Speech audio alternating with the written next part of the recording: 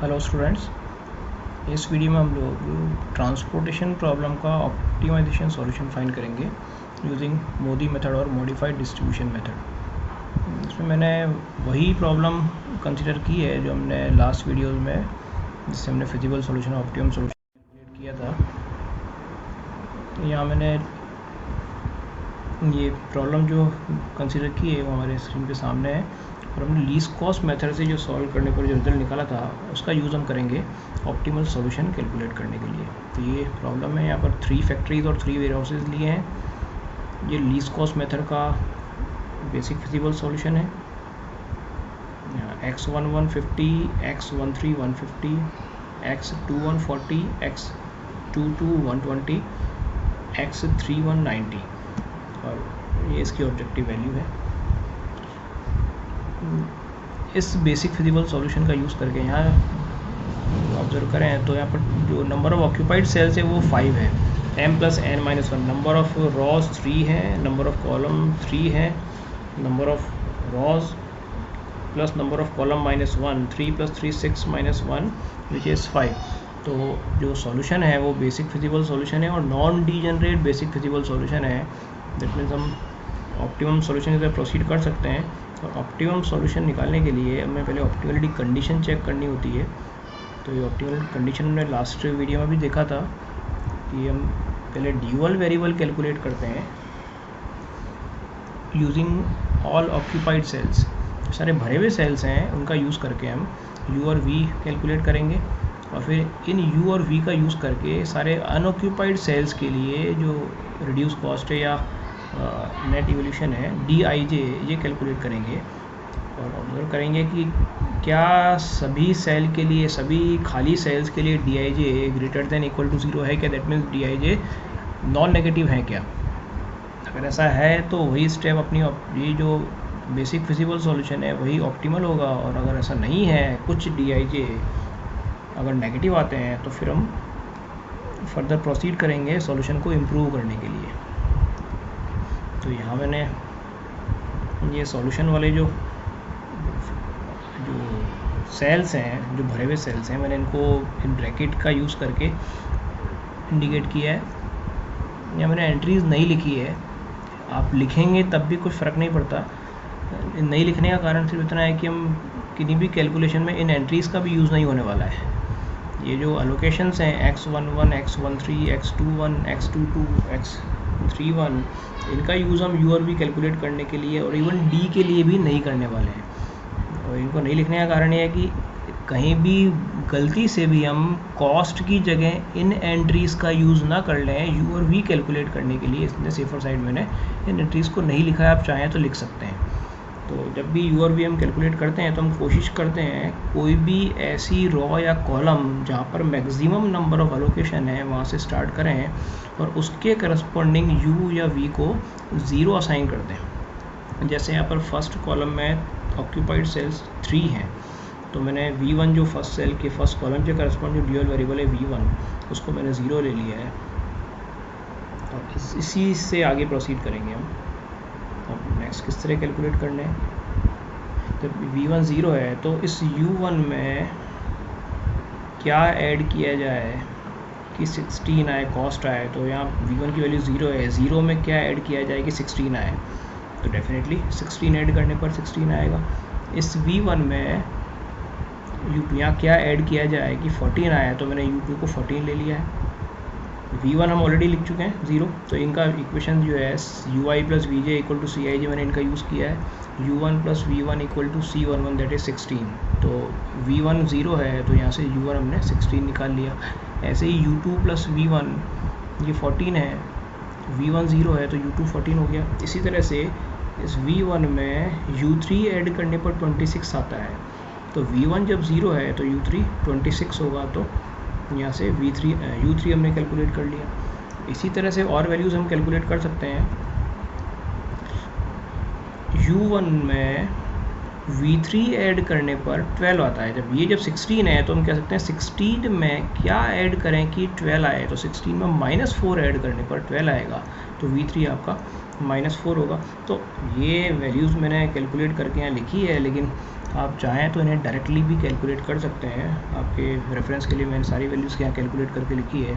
ऐसे ही जब हम V3 कैलकुलेट कर चुके हैं, U2 भी हम कैलकुलेट कर चुके हैं, तो U2 में क्या V2 ऐड करने पर 8 आता है। तो जब 14 में क्या ऐड करें कि 8 आए, तो डेफिनेटली 14 में -6 ऐड करने पर 8 आएगा। तो 14 - 6 8 होता है, इस कारण V2 जो है वो -6 हो गया। तो यहाँ पर हमने सारे U और V कैलकुलेट कर लिए, खाली भरे हुए सेल्स का, ऑक्यूपाइड सेल्स का यूज़ करके। ये ध्यान रखना है यहाँ पर, U और V कैलकुलेट करने में इन 1-2 सेल का, 2-3 सेल का, 3-2 और 3-3 सेल का यूज़ हमने नहीं किया है।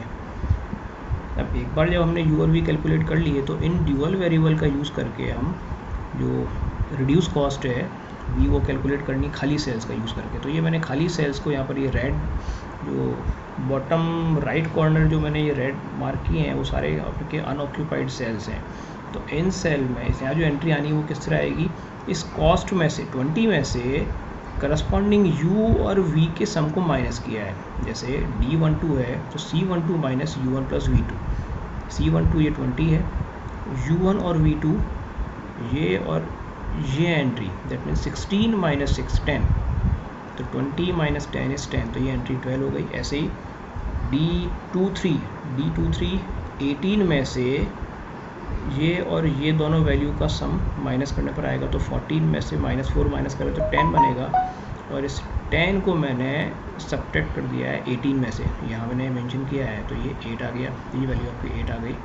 ऐसे ही ये 4 आएगा और ये -6 आएगा। तो 24 में से इन दोनों के सम को, 26 और -6 के सम को सब्ट्रैक्ट किया है, तो 26 - 6 20, तो 24 - 20 करेंगे तो 4 आएगा।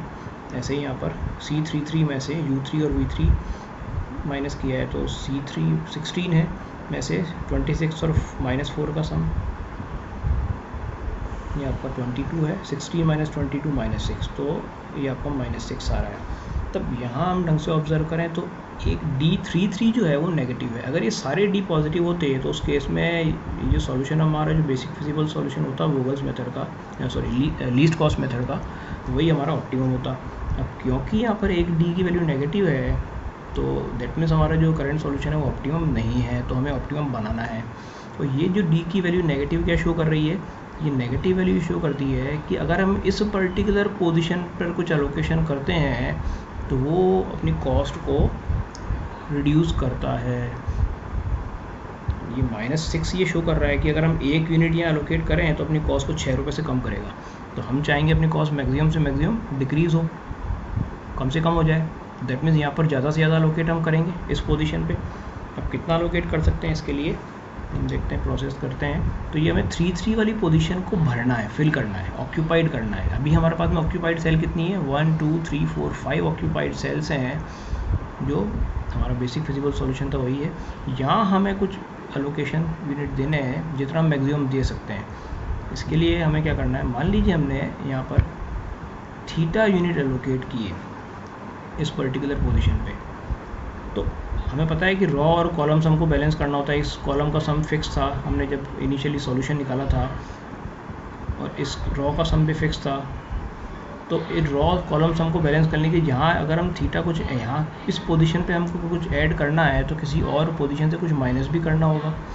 तो इन प्लस माइनस को ध्यान रखते हुए हमें ये ध्यान रखना है कि इस पर्टिकुलर पोजीशन जहाँ पर हमने एलोकेट किया है, इस पोजीशन को फिक्स करते हुए बाकी सारी भरे हुए सेल्स का यूज़ करते हुए एक पॉलीगन या रेक्टेंगल या कोई पॉलीगन बनाना है, जिसका एक सेल तो ये खाली सेल है जिसमें DIJ नेगेटिव आया था ये, और बाकी सब भरे हुए सेल। तो ये और ये चारों कॉर्नर का अगर हम यूज़ करके इनको कंप्लीट करें तो ये पॉलीगन बनता है, देख लीजिए इस तरह से। तो यहाँ हमने कुछ प्लस दिया है, तो इस प्लस को एडजस्ट करने के लिए इस पोजीशन पे वापस कुछ माइनस करना होगा, यहाँ वापस कुछ प्लस करेंगे, कुछ माइनस करेंगे। तो अल्टरनेट नेगेटिव पॉजिटिव लेते हमें पॉलीगन कंप्लीट करना है।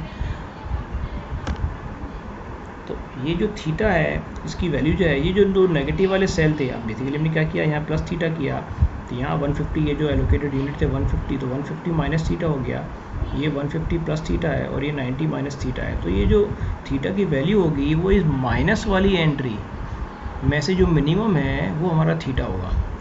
जैसे यहाँ पर माइनस वाली एंट्री 90 और 150 है तो थीटा हमारा 90 आएगा। दैट मीन्स हमारा जो इनिशियल एलोकेशन के बाद में इम्प्रूव सॉल्यूशन जो बनेगा 50 प्लस 90, 150 माइनस 90, 90 माइनस 90 यहाँ ज़ीरो हो जाएगा, तो ज़ीरो होते ही ये सेल खाली हो गया और यहाँ 90 हो जाएगा। तो ये सॉल्यूशन हमारा ये आ गया। अब देखिए वापस एलोकेटेड यूनिट जो है 1 2 3 4 5 एलोकेटेड सेल 5 ही हैं क्योंकि ये सेल खाली हो चुका है। खाली नहीं होता तो 6 होते हैं, जो हमारा बेसिक फिजिबल सॉल्यूशन नहीं होता। तो बेसिक फिजिबल सॉल्यूशन में जो ऑक्यूपाइड सेल्स है वो m+n-1 ही होनी चाहिए। अब ये हमने इम्प्रूव सॉल्यूशन निकाल लिया। अब फर्दर हमें चेक करना है कि या ये सॉल्यूशन ऑप्टिमम है क्या। तो फिर वही काम, हमें u और v कैलकुलेट करने हैं ड्यूअल वेरिएबल्स, किसी भी एक रॉ या किसी भी एक कॉलम, क्योंकि यहाँ पर दो यूनिट्स ही अलोकेटेड हैं यहाँ पर एक कॉलम में या रॉ में। तो किसी भी एक पोजीशन से हम ज़ीरो स्टार्ट करते हैं। u1 को हमने ज़ीरो ले लिया, जब u1 को ज़ीरो ले लिया तो इसका और v1 का सम 16 होना चाहिए। तो ये जब ज़ीरो है तो v1 16 होगा, राइट। ऐसे ही ज़ीरो में क्या ऐड करें कि 12 हो जाए, क्योंकि u1 और v3 का सम 12 होना चाहिए। तो ये जब ज़ीरो है तो यहाँ 12 ऐड करने पर 12 आएगा, तो v3 12 हो जाएगा। इसी तरह से हम और वैल्यूज़ कैलकुलेट कर सकते हैं। ये जब 16 है v1, तो 16 में u2 ऐड करने पर 14 बनता है। तो 16 में क्या ऐड करें कि 14 बने, तो यहाँ -2 ऐड करने पर तो u2 आपका -2 हो गया।